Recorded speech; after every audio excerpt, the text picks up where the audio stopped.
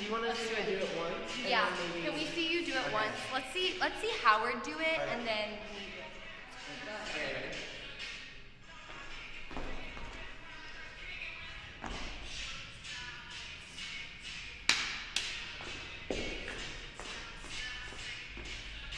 Good? Wow. Hey, Flawless. let's do it. Flawless. Are you excited? I'm You excited. got it? Let's do Okay, here it. we go. Let's do it. Go. Ah! Go. Go. Go.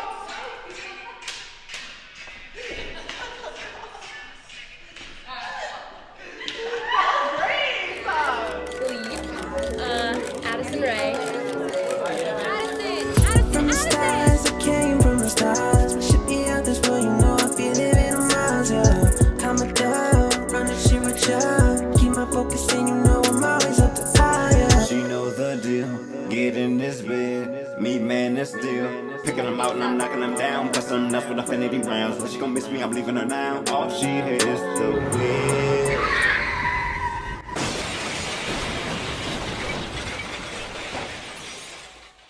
Hello and welcome to Behind the Filter with me, your host, Nastasia Nicolau. I am so excited to get into today's topic, which is all about these two lovely humans. We have Howard Johnson with over 650K on TikTok, and then we have the one and only Tico Lorenzo, who is known to be the socialite of LA, okay? If you are in a party, if you are in a club, you better be at Tico's table. I've learned that in the 2 years that I've been here, and I've learned that if you want a social situation, this is the guy to go to. So, you two are paired together today because not only are you both equally amazing, but also you guys are best friends. Like, you guys have become instant besties, and I want to know not only all about how this duo came about, but also just inside of your life since blowing up on TikTok and how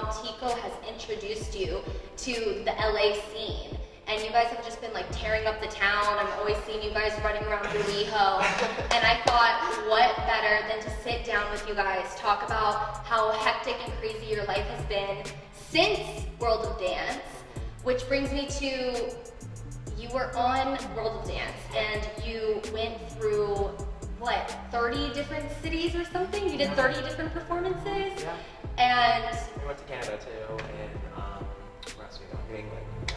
that's insane. So you've done dance for like ever now. Yeah. And it's, Like 6 years now. which, okay, on the grand scheme of things is not that long. Yeah, no. I started very late, so it's like another obstacle that I had to overcome. But yeah. Let's talk about that obstacle. Like, when you started to decide that you were gonna dance full time, Yeah.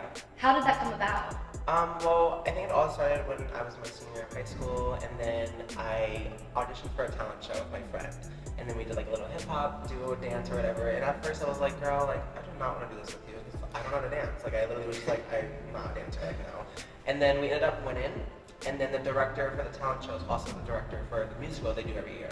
So then I was a part of West Side Story. And then after that, she was just like, I don't know what it is, but like, you just have to dance. And I was like, girl, I don't know what you're talking about. And she was like, no, like, I'm serious. Like, you have like ability that I've never seen before. And she's like, you just like need to dance. So then, like, you know, I like gave it a try, and like I like fell in love. Like, I fell in love with being on stage. Like when we performed, like I fell in love with like a dance class. And I was just like, oh my god. And so then I kept doing it throughout the whole senior year. And I finally, like, I don't know what it was, but something like hit me, and it was like, you need to do this. So then I dropped like a full scholarship for culinary school because I thought I was gonna be a pastry chef. And I just like dropped my whole life and moved to LA 2 years after. And You thought that you were going to be a pastry chef, yeah. and now you are bending your life backwards, getting paid to do the walk dance. Right. And I was literally just talking about this the other day. I think like whenever, especially me right now, I feel like whenever I offer something, whether it's a paid gig or not, I just feel like I have, and especially if it's a dance and it's like something that like obviously you should be doing and not saying no to. I mean, and I know that like everyone should get paid for their work no matter what. That's already like a known thing. But I think like when you're offered something and it's something that you're passionate about, and whether or not you feel like you want money or whatever, I feel like there's no reason why I should be saying no right now to anything. Like I just feel like I don't think the work ever stops, and I'm never gonna say to myself that like I'm the best dancer ever, and I don't think any dancer will ever say that to themselves. Like I think there are great dancers. Like I think we can like minimize like who are the like some of the greatest dancers ever, but I don't think the work ever stops. Even like the great dancers, like they don't stop working. They're working every day of their lives, you know. So I just think for me, it's important for me to just keep motivated and keep working and just keep working towards my goals because it'll never stop. You went from that high in 2018, and now fast forward, it's 2020. You've been doing some cool brand collabs lately. You've been doing some ads. I saw you got the Forever 21 ad. Congratulations. Huge. That is a huge brand. And you are like the face of it now. Yeah. So what was that like when you got that call? Well, I actually had an email, and I just saw the email, and I was like, well, actually I got a DM first from Forever 21. And then I got the DM, and I literally went, I like just literally thought they like literally DM'd the wrong person. I was just like, this definitely is not supposed to go to me. Because it was just like so random. Like Forever 21 DMing me, like what? Like our clothing brand, like hello, like what is going on? And then I was like, of course, yes, yes. And then they didn't respond back to me for a few days, and I literally thought it was just like they definitely did not mean to DM me at all. And then I got the email like a couple days after, and then I got the whole like basically email with the campaign and the rates and like what everything was gonna be on and like the billboard and everything. It was just like insane. I was just really like, this doesn't make any sense like at all, like literally no sense. But I also like took a moment of gratitude and just reminded myself that like things like this are like what just things that happen, you know, like, you know, when people like drive and they're like, when's something gonna happen? Like, I just need something to happen for me, and like, they just always wonder, and I just like, I feel like I haven't had that for a while now, like, I just know like whenever it's meant to be, it's gonna be, and just like, when that happened, like, it was emotional as in like like, great, like, you know, like, it was more like, finally, like, I'm getting things that are like, I feel like I deserve, like, to do, you know, and then, but at the same time, I just remind myself that like, this is just one more thing that's gonna be added to the many other things that are about to happen in my life, and it just, Absolutely. it's just great. It's a great feeling. And so it was like a one day, couple of hours. Yeah, it was just a few hours, like 5 to 6 hours, and yeah. And how much did they pay you? It was around, I want to say, because I don't want to give exact numbers, but I want to say the job was around 3 to 5. Amazing. Yeah. But as you deserve it. You've been working hard, your numbers show it, and I guess like that, I think people don't understand like how much goes into it. So when they hear a number like, oh, $3,000 to $5,000 for a couple of hours of work, they're like, oh, I want to be doing that. But it's like, no. There was so much work that went into this. For me to even get this deal, I had to grow my account. I had to do all these other things that were free before. In those 2 years, you have grown exponentially on social media and have completely blown up. You have as well in the past few years. You know, I've seen you go from having a blog where you're talking about these things to people just caring about what you're wearing. People want to know what you're wearing. People want to know where you're eating lunch. So it's a combination of social and talent that has brought you two together. But what is it that makes your friendship so special? We'll start. I don't even know. I feel like you can start. Okay, I'll start.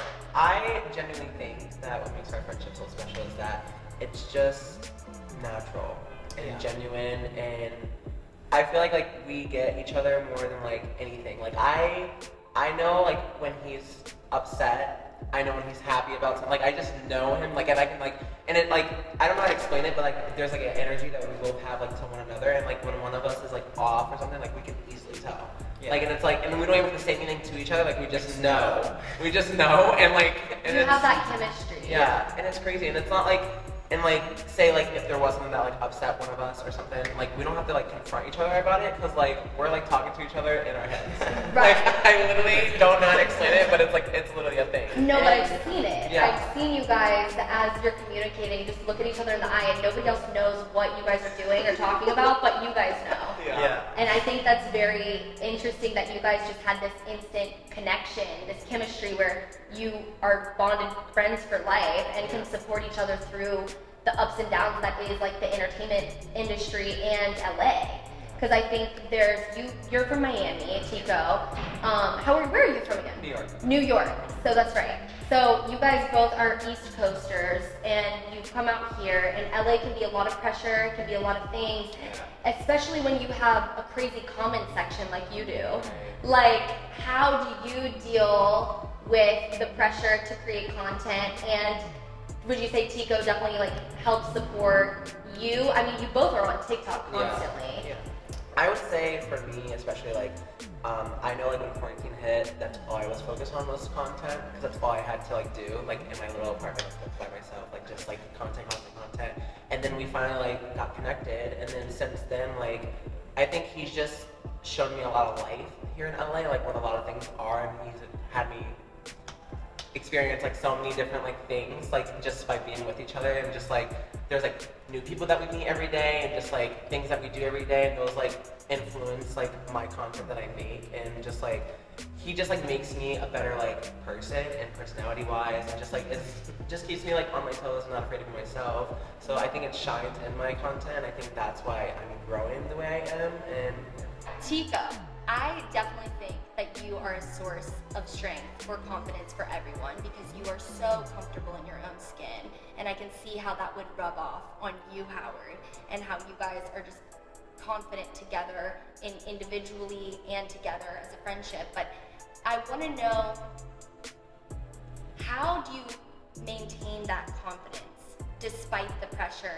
Because as I've talked to other content creators with Behind the Filter, everyone has said that the negative comments do get to them.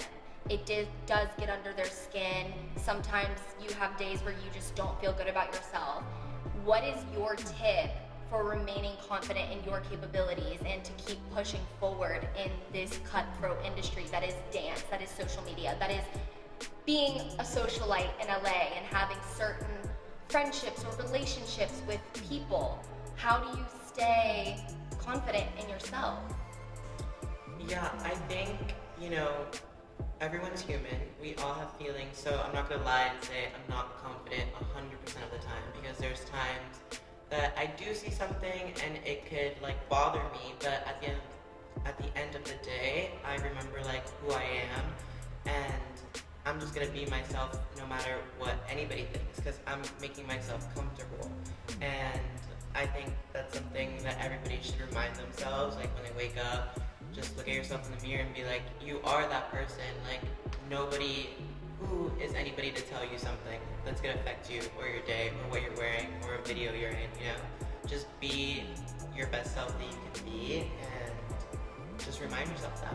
Yeah, and I know that you are always out on the town, in and out of everywhere. Is there ever a time that you've been intimidated, in LA, or not really because you're just that bitch? Not really, to be honest. You're just used to it. He's that bitch. He's that bitch. There's never been a place I've been uncomfortable or anything. I just am surrounded by the people that I care and love, and I think that's also a big part to do with being comfortable in where you are. You guys have been living a crazy life. You've been going everywhere, doing everything. One day you're in Palm Springs, the next you're in the Malibu, the next day you're in WeHo drinking, taking tequila shots. The next day you're on set. Right. So I guess it's nice to have each other to kind of go through that, and I guess that's what makes this both of your content so cool, is because you are living life. Yeah, even in a pandemic, I feel like we're just living our best lives that we can, and of course, we're always super safe on where we go and who we hang out with and stuff like that. Yeah. Just because, and we get tested literally all the time. Yeah. Right. Because we are out, and we do know that, and we're not oblivious to the fact that we're out during a pandemic, but at the same time we're super cautious. We're super cautious, but we have to live also. And yeah. Yeah, well, I did want to ask you guys, as far as TikTok goes, Tico, I know that you have been doing the funniest, like, Kardashian sounds. Yeah. You've been jumping in the air, doing wild dances. I was on my For You the other day, and somebody jumping in the air, like, into the frame. Like there's just always something, there's always something going down with you two. Like, do you wake up in the morning and think, like, I need to create content today? Or is it kind of just, like, as you're living life? I think it just, for me personally, it comes like natural. Like, I'll just be chilling with my friend and I'm on TikTok and I see something and I'm like, oh my god, let's do this, like, let's create it, it's fun. I don't really see it as a, like, something mandatory to do, it's just fun for me to do it. Yeah. I'm the complete opposite. Yeah. Yeah. Like, But I feel I like think- he wakes up yeah. and then he's like, I need to do this, Yeah. this. But, like, the way I get my content is just, like, in a natural, more way, I feel. A more free-flowing, Yeah. easy-going way. But you're more so, like, I gotta make a list and get these things Yeah, done. and it's like, and being his friend, he's let me like relax about that, and you know what I mean? Because like when you get a following like that, it becomes very demanding. Just like It's like more more pressure, and pressure, and like the fact like I'm literally always with him. We're like busy and like doing stuff throughout the day. Like I'll make a TikTok now, and it'll be like completely natural. Like it won't be like, oh my god, let's like make this right now. But I'm making it because like we have a moment, and like I see a dance, and I'm like, oh my god, this is so cute, and like we just like do it, and yeah. Are you going to studios and dancing for practice? Right now, not so much because the pandemic has like closed all the dance studios, so it's hard to train at all. And all the dancers are really like getting affected by it. So the dance community is kind of low right now, but So you're telling me that you're pulling and busting out these TikToks and he's not even practicing in a studio? Like, you're kidding. Like, nobody would believe that. Yeah. You would think that you were doing 8 counts day in and day out, like morning to keep sunrise. training, yeah. But I think like once you're a dancer, like that's like, you know, once you're a dancer, that's it. Like, you're a dancer, and like I don't think like, I think training obviously helps you build a technique and a foundation to like it makes it stronger. But I don't think like you just lose it by not taking class. Like I think like you have what you have, and then you just like showcase it. Do Like, you know. still get nervous? Oh no, I don't get nervous at all. No. I can literally, I mean, and I think it's because like, and I don't think it has anything to do about dance. I think it's just me, myself, like I'm very confident and very okay with who I am as a person. Like I've accepted who I am. I'm like okay with being me as he is. And I think like he's literally gave me that same energy like back to me, and it's made me like solidify myself just a little bit more to be like, I am who I am. And like there's no reason why anyone should be afraid of showcasing who they are. Yeah, at all. It's that attitude that's gonna take y'all far, far, far. I see it for you. I see you, you're Howard Johnson on billboards.